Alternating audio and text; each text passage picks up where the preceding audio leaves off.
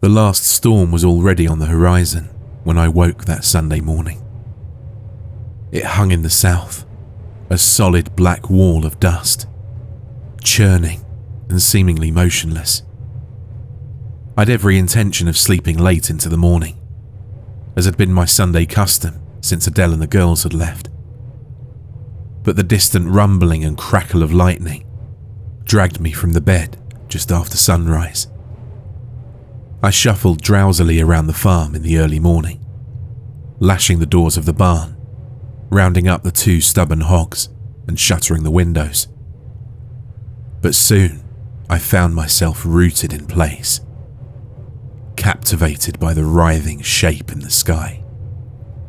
It stretched impossibly wide across the open sky, rolling across the border from Nebraska.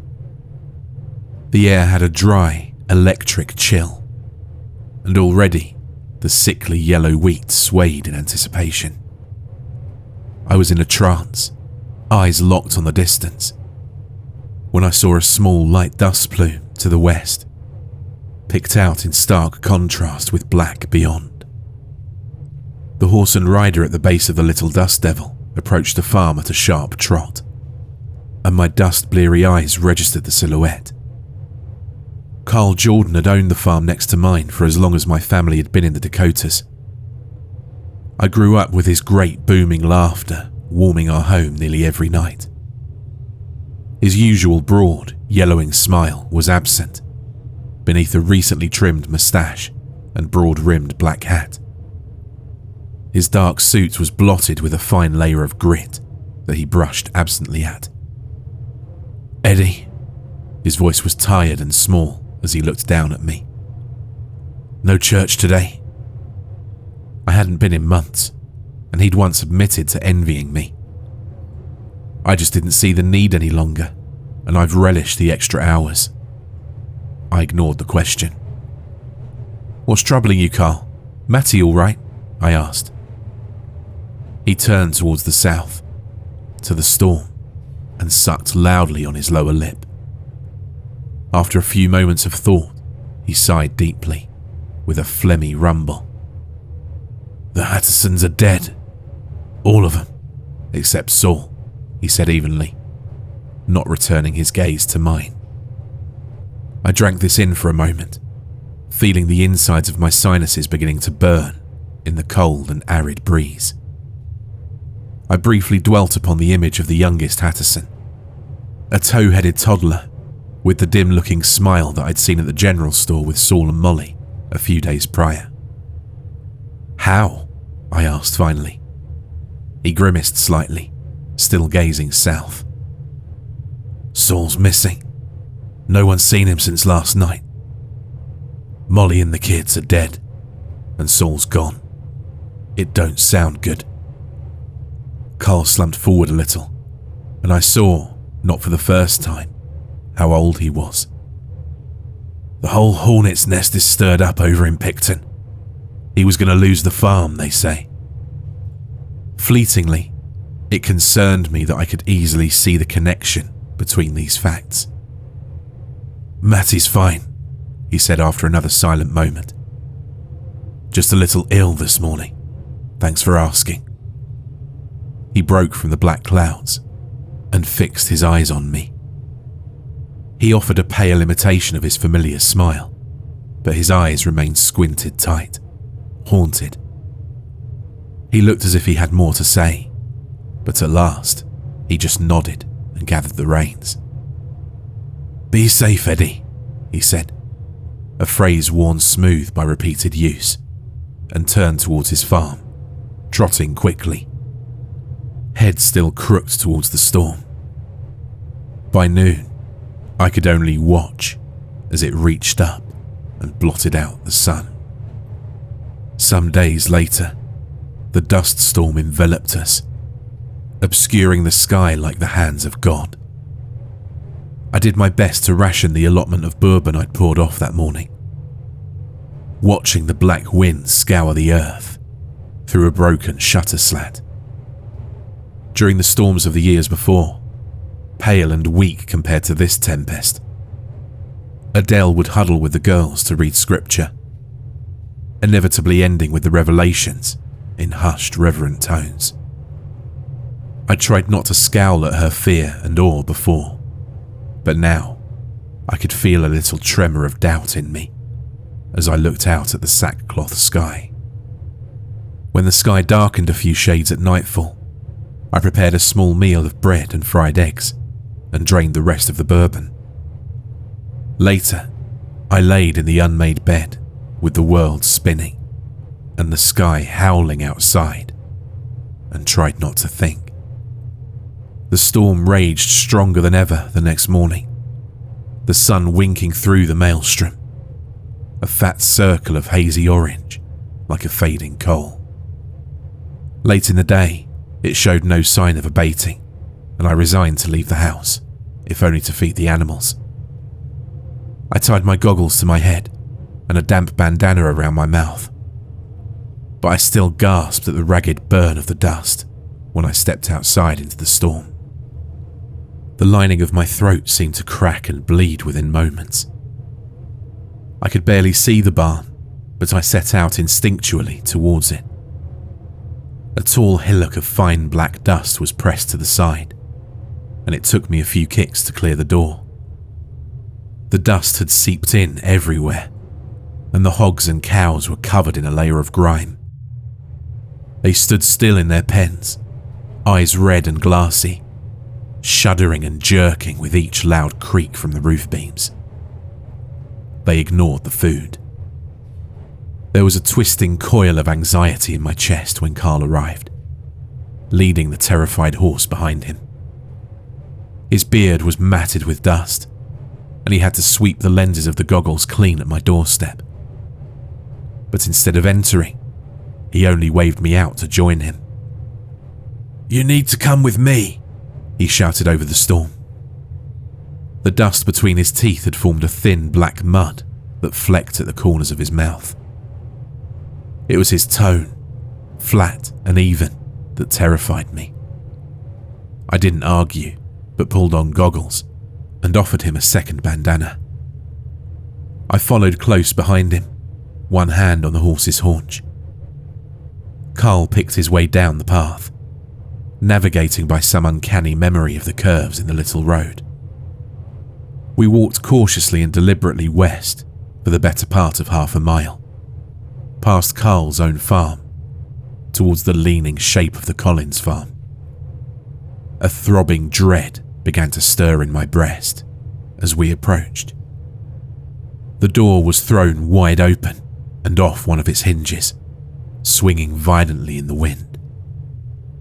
I could see Roger Collins, slumped in the doorframe, the congealing blood on his forehead caked with the fine dirt. His eyes were open. The left eye beneath the bullet hole was flooded red and tilted wildly skyward.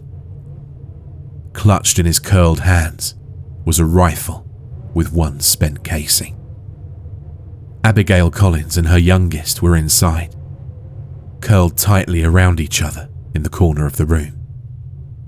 The flowers of blood that bloomed on the fabric of their dresses was bright and vivid. Slumped upright at the dinner table, as if ready for a meal, was another figure, filthy and caked with black dust.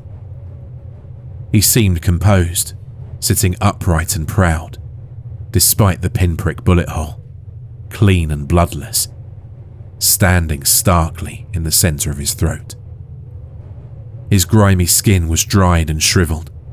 His eyes were closed, the lids sunken over the pits. It took a long, yawning moment to recognize the desiccated face. Saul Hatterson, hands clasped around the little revolver, looking for all the world like he'd been dead for a week. Saul Hatterson, grinning obscenely wide, showing dried black gums. Despite the roaring storm, there was an unearthly stillness in the little house, and I could hear my heart thudding in my ears. I turned to Carl with pitiful expression, a plea for some sort of understanding. "I was bringing him some canned food. Roger was worried about being able to last out a long storm. he shouted from the front porch, where he was closing Roger's eyes and wiping the blood from his hand. He looked up at me and stood. "Jed's missing." I gazed around the room again before turning to Carl. "You don't think that Jed—" I began, letting the idea remain unsaid. Jed was a quiet and sickly kid, but something about him had always set my teeth on edge. "No," he barked. "I don't think a 15-year-old could be capable of this. But I didn't think Saul was either. None of this makes any sense." He brushed the lenses of his goggles clean once more. "No, it does not," I agreed. "We should head into Picton to tell someone, but I need you to drive the Collins Ford. I can make it between our 3 farms on foot reliably enough, but I don't think me or that horse could make it all the way into town." Carl looked mildly embarrassed, hidden as he was behind dust and beard, and I followed him to the barn. The car made a few grinding rasps before dying completely, refusing to respond to anything. When I opened the gas cap, a damp and clumping mixture of dust and gasoline tumbled from the little opening. My breath came in increasingly shallow gasps as we moved to the Collins tractor, unscrewing the cap. The same reeking clay was stuffed to the top of the tank. The walk back towards our farms was silent, my heart pounding as I struggled to keep my breathing steady, as the inside of my sinuses was scoured raw. First Carl's tractor, then we checked mine. Both were useless and clogged with dust. If Carl was as panicked as I was, he refused to show it. "Eddie, I don't know what this means," he yelled to me as we crouched over my tractor, with the sky dimming. "But I think I'd appreciate it if you stayed with me and Matty tonight. The storm has to let up in the morning, I'm sure." I could see at last the spark of fear in his eyes, and it brought me a little solace. Carl went ahead, panicky with thoughts of Matty, sick in bed on her own, and I agreed to follow shortly. I entered my house to gather my shotgun and a tin of coffee. I don't believe I intended to start drinking, but the bloody and crooked eye was shining wetly in my memory, and I drew from the bourbon a few soothing pulls. I recall being tired and weary from the day's grim business, but I don't remember lying down on the cool wood of the floor. When I woke gripping the gun and empty bottle, the sky was brighter, but the whirling black cloud still surrounded the world on all sides. Tuesday, I thought, through a fog of pain. Or is it Wednesday? I groggily allowed the shame to flood in when I realised I'd left Carl and Matty waiting all night. After finding all the water drained the night before, I dressed for the storm and headed out to the well. The pump handle strained against me as I pressed downward, bringing up the first sounds of water.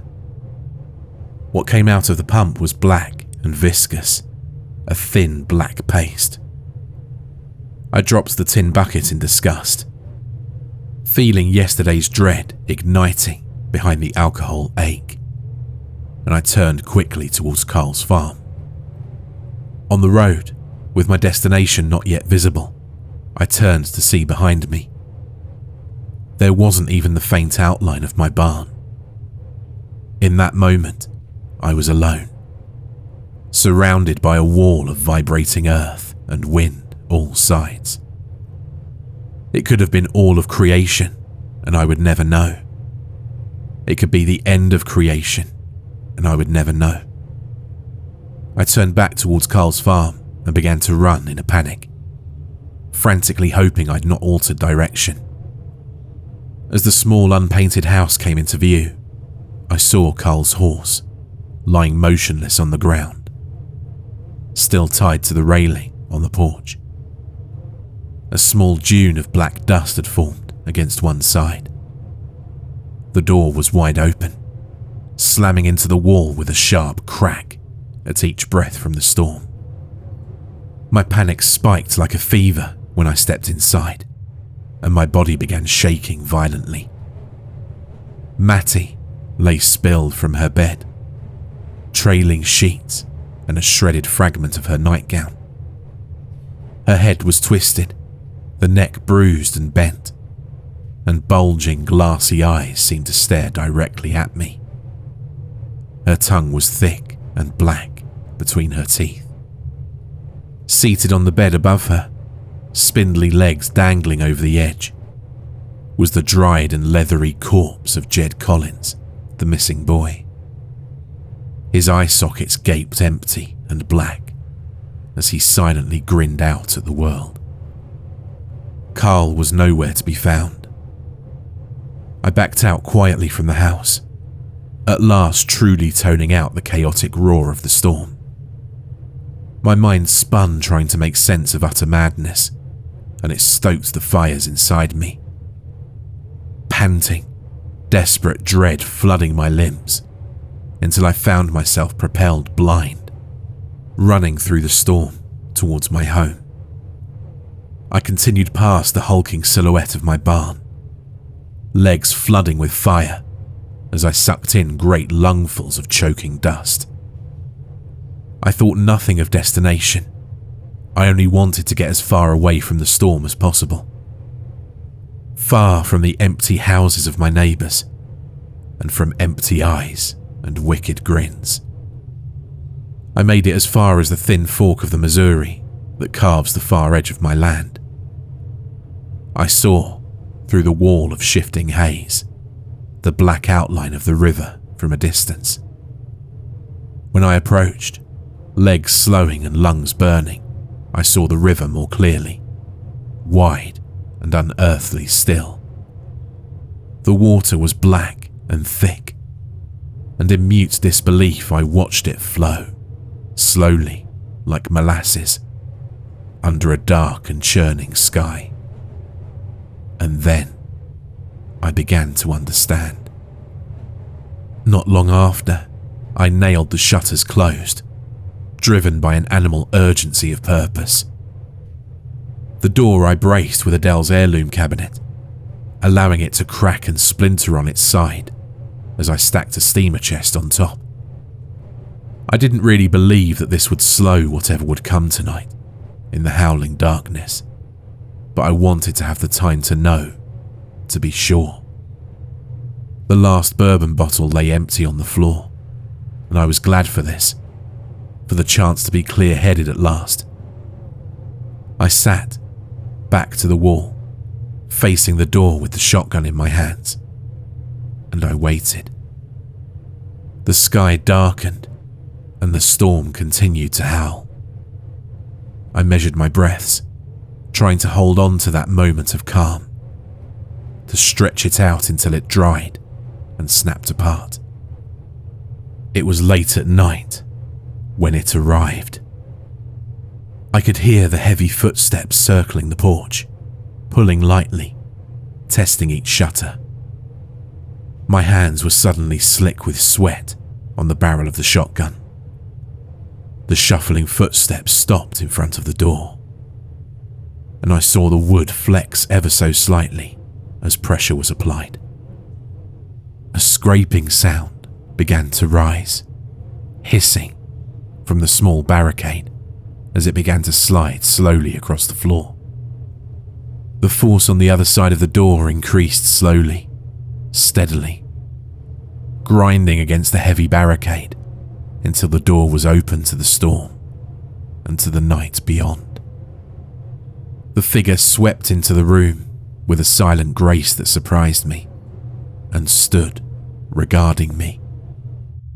Carl's skin seemed to crackle and go taut like paper as he moved, and in the hollow of his empty eyes were tiny, twisting clouds of dust.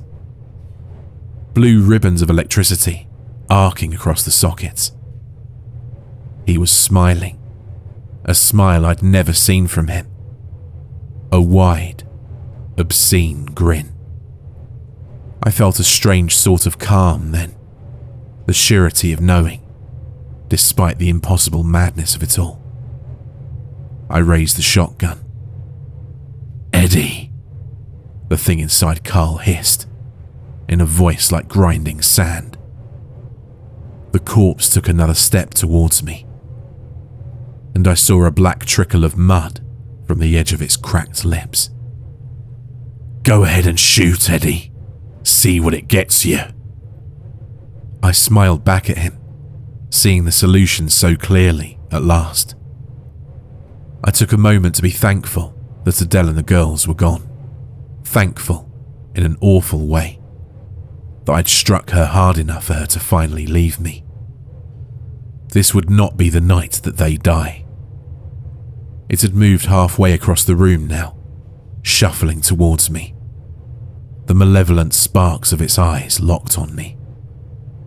The now familiar dread reared up to swallow my temporary peace. I saw, in the black whirlpool of its eyes, the great storm, covering the entire earth in a final gloom. I saw trails and chains of endless murder and atrocity, crisscrossing the darkened world, into that last, eternal night. I saw the end. All I had left was a little sliver of hope, enough to spur me onward. I swung the shotgun up under my chin, feeling the cool of the barrel. The thing inside Carl jerked to a halt and ceased to smile. And I knew I'd gambled right this time. It needed me, and it can't have me. I made sure I was smiling, drinking in the thing's rage and frustration. The thing roared, and with a leap, burst from Carl's body, his drying muscles snapping and shredding into long fraying fibres as it shed him like a coat, thudding to the floor behind. It was a swirling cloud, a flurry of dust, coursing with lightning and pure elemental hatred that I saw then, surging towards me faster than I would have believed possible. Thin tendrils coiled and tightened and wound their way through air, twisting towards my mouth and nose.